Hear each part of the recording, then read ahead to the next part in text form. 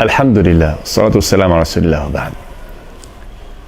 nin dhalinyaro ah maalin maalmaha ka mid ah ayaa gabar jeclaaday. jacayl dheer ayaa dhex maray. wuxuu damcay gabadhii inuu guursado ayay waxa way heshiis ku gaaray. reerkii buu ka doonay, laakiin arrimo qadar awgeed ayaa waxa way la isu fahmi waayay dhaxdoodii labadii qof iyo reerihii. almuhim guurkii ma suurtagelin. ninkii aad buu u murugooday, qoftii waa hilmaami waayey, gabadhiina sidoo kale wiilkii way hilmaami weysay. ninka dhalinyarada ahaa murug badan kadib markii dambe xuniyahow saan kuma sii jiri kartide iska guurso. gabar kale ayuu waxa way doonay u guursaday.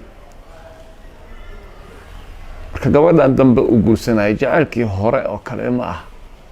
laakiin maadaama wax badan oo soo maray wuxuu yiri bal alxamdulillah iska guurso.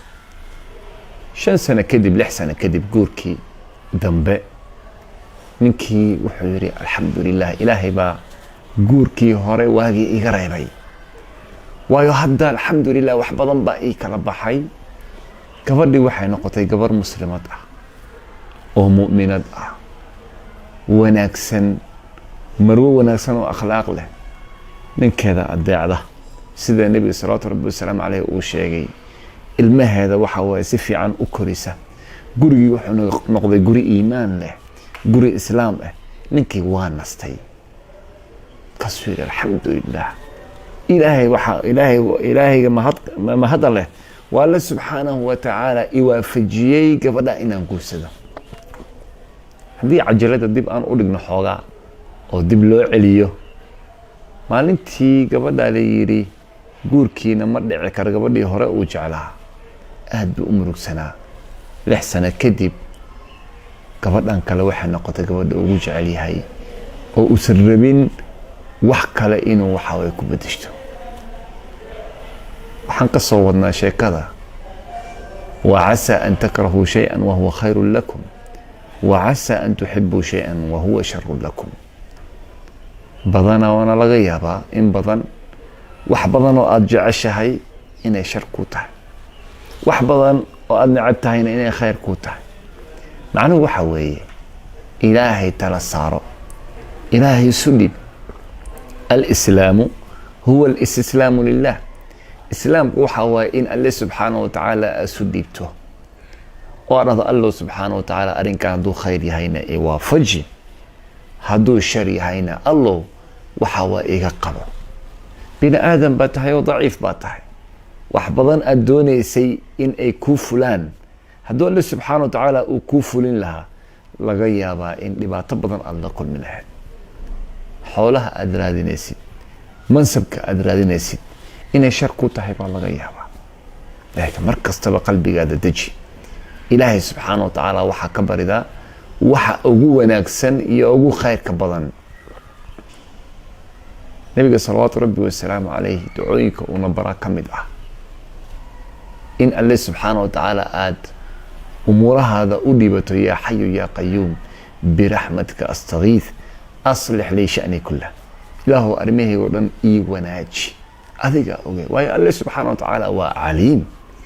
alle subxaanahu wa tacaala isaga ogsoon waxa soo socda iyo xaaladda aad ku jirtid iyo wax kasta oo adduunka ka dhacaya umuuraha. ilaahay baa ogsoon. ilaahay tala saaro. waman yattaqi illaha yajcal lahu makhraja wayarzuqhu min xayثu laa yaxtasib waman yatawakkal cala allahi fahuwa xasbu. qofka alle subxaanahu wa tacaala tala saarta ilaahay baa ku filan.